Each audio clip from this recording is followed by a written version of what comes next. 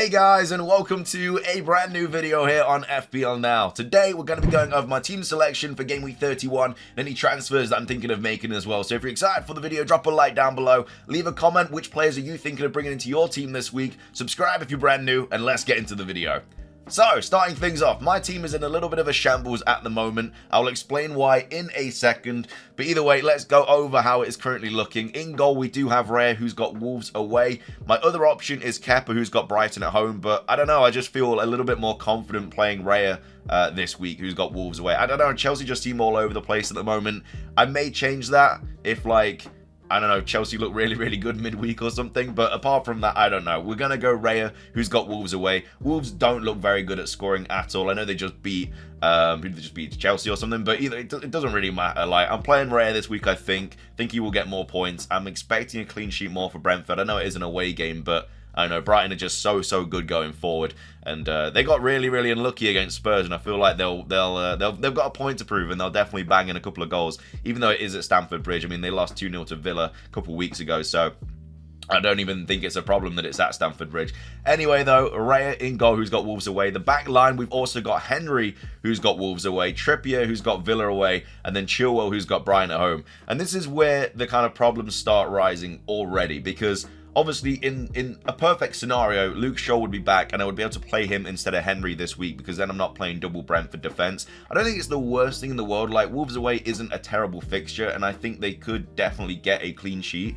But, you know, one goal that goes in and you just lost like quite a few points, or the potential of quite a few points. So yeah, we'll have to wait and see like what the situation is with Luke Shaw and stuff. You know, his injury like apparently isn't as bad as they originally feared. So whether we'll be back for Forest, I don't know.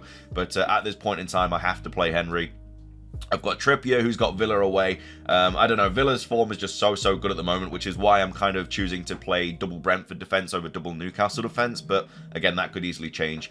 And I've also got Chilwell, who's got Brighton at home. Now, obviously that benching last week has already kind of thrown my team into turmoil a little bit, because obviously Rashford's injured, Shaw's potentially injured, and then Chilwell, who potentially might not even play the game. That's my whole bench just gone, which isn't ideal at all. So I might even be looking to offload Shaw this week if I like actually have to, like if there's no other way I can kind of get 11 players out. So yeah, that's the back line. Again, it's not the greatest at all. It's a bit unfortunate that all this has kind of happened, but it is what it is. In midfield, I do have Fernandes, who's got Forest away, Matoma and March, who have both got Chelsea away, and then Saka, who's got West Ham away.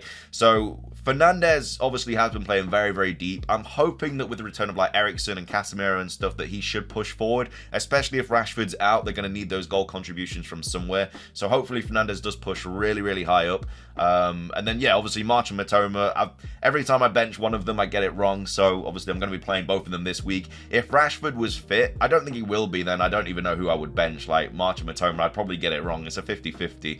And then Saka, who's got West Ham away. So yeah, I don't know. The midfield, I'm actually kind of hoping a couple of points. It's another reason that I'm not playing like Kepa and Chilwell, because I have two Brighton players playing against that defense. So I've got two midfielders taking on two like defenders in a sense. It's just not really ideal for my team at all. So yeah, it's kind of another reason I'm going Raya over Kepa. But all in all, like, the midfield looks okay. I mean, if you showed me this midfield at the start of the season, I would be kind of raising my eyebrow a little bit, but I don't know, there's not really much more I can do. Rashford injury and Shaw injuries kind of pushed me into this decision, and I've only got one free transfer. I've got like nothing in the bank as well, because I've just used just enough. I had the correct funds just to get Haaland from Tony, so I'm in a situation. It's not great, but anyway, yeah, that's the midfield. And then up top we've got Haaland, who's got Leicester at home, Kane, who's got Bournemouth at home, and then Watkins, who's got Newcastle at home. Again, another reason that I'm not playing double Newcastle defense is obviously I've got Watkins playing him, so it's not ideal having a double clean sheet wipeout if your striker scores, and I don't know, it just doesn't seem ideal at all.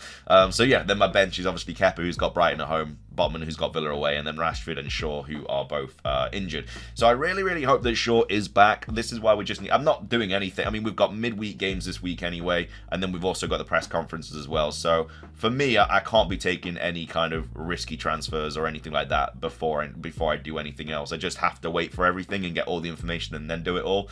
In a perfect world, Shaw would be okay, and I would probably play him over Henry. And, you know, if it's like likely that Chilwell might miss out again, I may have to play Henry instead of Chilwell anyway, and just have like no Chelsea defense. which is, again, another thing that I'm kind of not expecting, but it could also happen. And yeah, obviously the Rashford injury. I mean, if he was fine, that would also help me out. I mean, it would be a bit of a benching headache with the Brighton players, but it would just help me. It'd just make my team look a little bit better. We'll have to see what the update is on that, though. You just gotta wait for the press conferences, really. So yeah, that's how my team is looking for game week 31.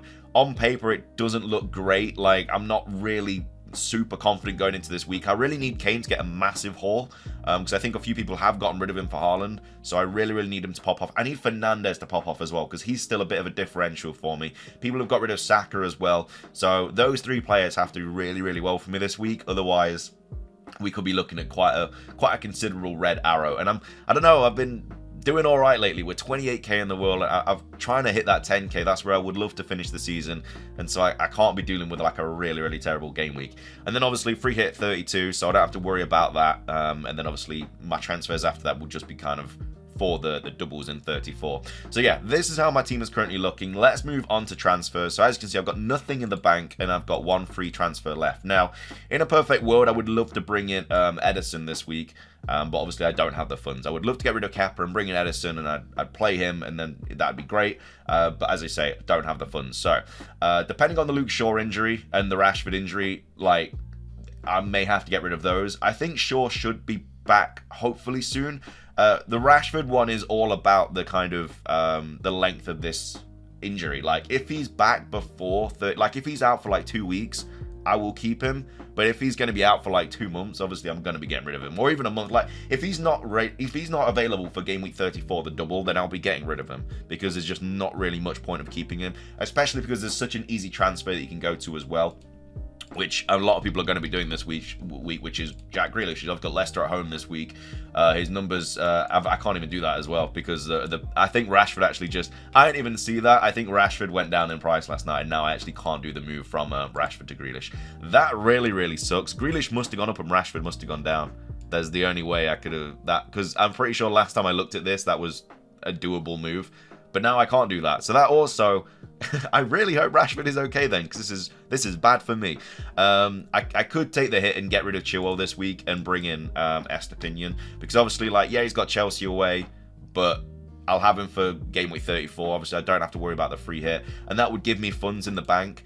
So I could just do that this week and then just not play him or whatever, and then just kind of sort myself out for after game week 32, because obviously game week 32 I'm not going to get a transfer because I'm free hitting, and then after that I would be able to bring in a different player for another kind of doubler, and you know, that could allow me to go from Kepa to Edison. It could allow me to go from Rashford to Grealish or something like that. In fact, it'd actually let me do both, I think, if I go Kepa to Edison, who's 5.4. Yeah, I would also be able to do Rashford to Grealish as well. So I think getting rid of Chilwell actually does benefit my team quite a bit, but not having Chilwell is also very worrying. Like, I would not like to go without Chilwell, but he's the only player that I can really do that with. I potentially could do it with Shaw, actually, if I think about it.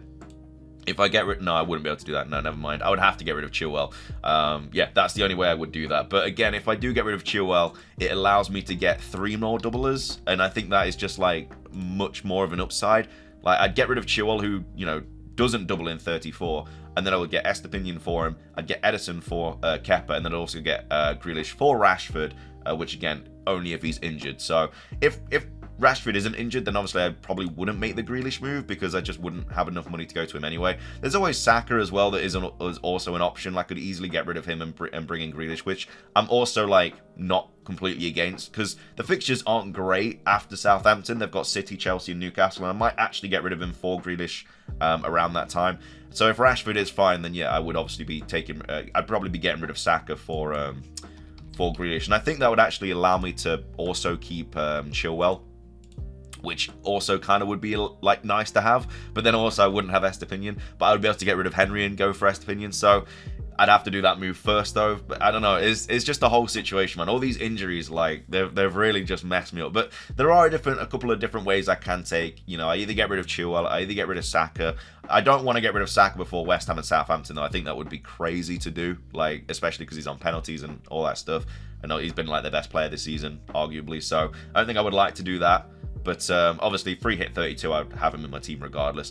The free hit is going to be really interesting, because there's actually a lot of decent players could bring. Because, like, Liverpool's got Forest, Arsenal have got Southampton, And I think there's some other decent fixtures as well, like even Villa, who's got like Brentford. Even that could be a decent team. A decent game. So yeah, it's going to be interesting. But yeah, that is how my team is shaping up. So if you enjoyed the video, drop a like down below. Let's try and hit 50 likes.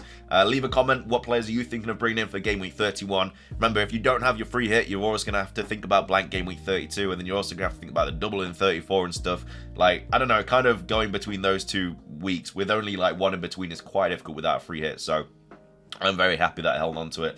But yeah, let me know your thoughts on my team and everything like that. Until next time though, guys, have a great day and peace.